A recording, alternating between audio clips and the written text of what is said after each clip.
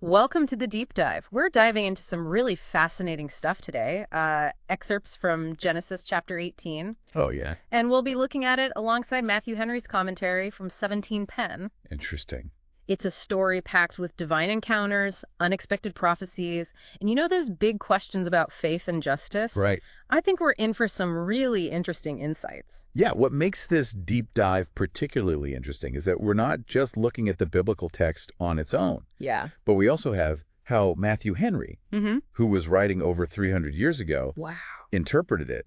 It gives us that added layer of historical and theological perspective. Okay, so picture this. Abraham's just chilling at his tent door on the plains of Mamre. Okay. It's the hottest part of the day, and all of a sudden, three strangers show up. Right. Now, you might expect a simple hello, Right. but Abraham's reaction is anything but ordinary. Yeah. He practically sprints towards them, bowing low and urging them to rest and refresh themselves. Huh. That's it. And this is where we start to see just how deeply hospitality was ingrained in the culture of this time period. I see. Offering food, drink, and shelter was considered a sacred duty, Oh, wow. almost like honoring God through your actions. So Abraham sensed these visitors were more than just weary travelers. It seems that way, right? Yeah. He insists on washing their feet, offering shade from the scorching sun, and then, get this, What's that? he promises them a full-on feast. Wow. A feast. This isn't just a quick snack. He's pulling out all the stops. Now that's hospitality. And remember, this is long before catering in grocery stores. Right. Imagine the effort involved. Oh, yeah. Sarah grinding grain for fresh bread, a tender calf being prepared, Mm-hmm. all the little details to really make his guests feel I welcome. really went above and beyond. Matthew Henry actually saw this incredible hospitality as a direct expression of Abraham's faith. Interesting. It's not just about words, but about actively demonstrating your beliefs through your actions. Right. It makes you wonder, how do we extend that same kind of welcome in our own lives today? It's a great question. So while they're enjoying this incredible spread, one of the visitors, Okay. and it's heavily implied to be God himself, makes a pretty shocking announcement. What's that? Sarah will have a son. Oh, wow.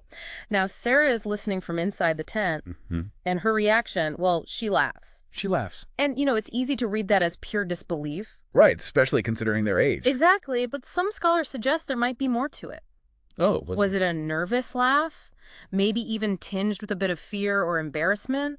Mhm. Or perhaps a knowing chuckle, like she sensed God's plan unfolding Yeah. in a way she hadn't quite anticipated. It's an interesting reaction. It's so fascinating how a single detail like laughter can open up so many different interpretations. You're right. And the story gets even more interesting because the visitor, despite being outside, knows that Sarah laughed.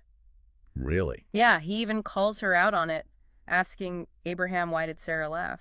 So he knew, even though he was outside. And what's really interesting is that Sarah, out of fear, denies laughing altogether. Oh, wow. It reveals this inner conflict, this struggle to reconcile her human doubts with the divine promise right there in front of her. That makes sense. It feels like we're getting a glimpse into not just Sarah's character, but also the complex nature of faith itself. I see. This push and pull between believing and questioning, between trusting and maybe needing a little more convincing. Mm. It's something I think we can all relate to on some level, wouldn't you say? Absolutely. Yeah. That human element is what makes these ancient stories so timeless and relatable. It really is. Yeah.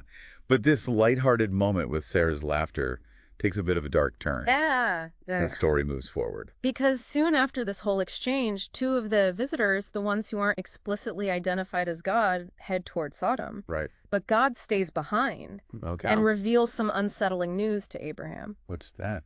He shares his plan to destroy Sodom and Gomorrah, deeming them wicked beyond redemption. So they're going to be destroyed. And this is where we see another side of Abraham. Instead of just accepting this divine decree, Okay. he questions it. He questions God. He steps up as an intercessor, pleading for the lives of those who might be innocent.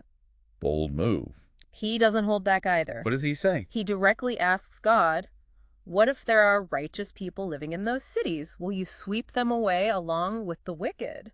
So he's challenging God. And this starts this incredible back and forth between Abraham and God. Oh, wow. Abraham starts by throwing out a hypothetical. Okay.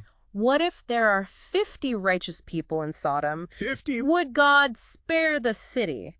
And God agrees. He agrees. But Abraham doesn't stop there. Really? He keeps bargaining, gradually lowering the number Go check. 45, 45. 40, 30, 20. Wow. Each time God affirms that he would spare the cities for the sake of those righteous souls. For their sake. It's like he's pushing it a little. Testing those boundaries. Trying to find that minimum threshold of righteousness required for salvation. I see. And he finally gets down to 10. 10 people? Perhaps 10 shall be found there, he pleads. He's really advocating for them. Can you imagine having that kind of audacity to bargain with God? That's quite a conversation. And God responds, I will not destroy it for 10's sake. So 10 righteous people would have been enough. Now, some might see this as God being open to negotiation. Right.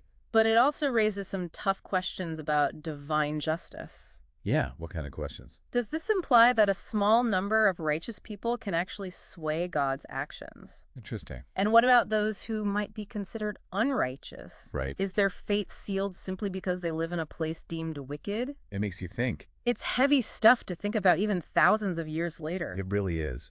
Matthew Henry in his commentary really focuses on Abraham's bravery and unwavering faith in the face of such a dire situation. That makes sense. He sees this intercession as a model for how we should approach prayer boldly yet humbly, Okay. trusting in God's ultimate justice and mercy. It's a powerful image. But it's important to remember this is just one interpretation. Oh, right. Other scholars might emphasize the potential dangers of divine retribution or the complexities of collective punishment. So different perspectives. It makes you realize that even these ancient texts can spark such diverse and nuanced interpretations. They really can. There's no single easy answer. And that's okay. Yeah, it encourages us to wrestle with these questions ourselves to form our own understanding of these complex themes. Exactly. Yeah, it really encourages us to form our own understanding of these complex themes. It's a powerful reminder that these stories aren't just ancient history. They're filled with these timeless dilemmas that still resonate with us. Absolutely. And, going back to Matthew Henry's commentary, Yeah. he really emphasizes something interesting about Abraham beyond just his boldness. Okay, what's that? He points out how dedicated Abraham was to teaching his household about God's ways, Oh, interesting. instilling in them a sense of righteousness and justice. So it's not just about Abraham being this righteous guy pleading with God. It's that his whole life, the way he leads his family, his actions, it all reflects this deep commitment to his faith. Exactly. It's like his actions give weight to his words. That adds a whole other layer to his intercession, doesn't it? It really does. Henry even connects this back to that hospitality we were talking about earlier. Right. He sees that welcoming spirit, that eagerness to care for strangers, as a reflection of Abraham's faith. It makes you think about how we live out our own beliefs. It's not just about what we say, but about how we treat others. Right. Especially those in need, those little acts of kindness, that willingness to extend ourselves, that's where our faith becomes tangible. Couldn't have said it better myself. Yeah. And speaking of tangible, we can't overlook that incredible feast Abraham prepared. Oh, yeah, that feast. It really brings the story to life. You can almost smell the fresh bread and taste the roasted meat. Makes me hungry just thinking about it. But it's more than just the sensory experience, right? It symbolizes something deeper. Yeah, exactly. That abundance, that generosity, it reflects the kind of relationship we're invited to have with God and with each other. I see. It's about going above and beyond, offering the best of ourselves, not out of obligation, but out of love and that desire for true connection. We've covered so much today. Hospitality, faith, divine justice, the power of prayer. It's been quite a deep dive. What's one big takeaway you hope our listeners walk away with? For me, it's that idea that even in our flawed humanity, we can have this incredible dialogue with the divine. Yeah. Abraham's story shows us that it's okay to question, to wrestle with difficult concepts, to stand up for what we believe is right. Right. It's a reminder that our relationship with God isn't passive. It's an active conversation. This beautiful journey of discovery and growth. I love that. And that leads us to our final thought-provoking question for you, dear listener. If you were in Abraham's position, would you have dared to bargain with God? What does this story teach us about the potential for even flawed humans like us to influence divine actions? It's definitely something to ponder. Until next time, keep diving deep.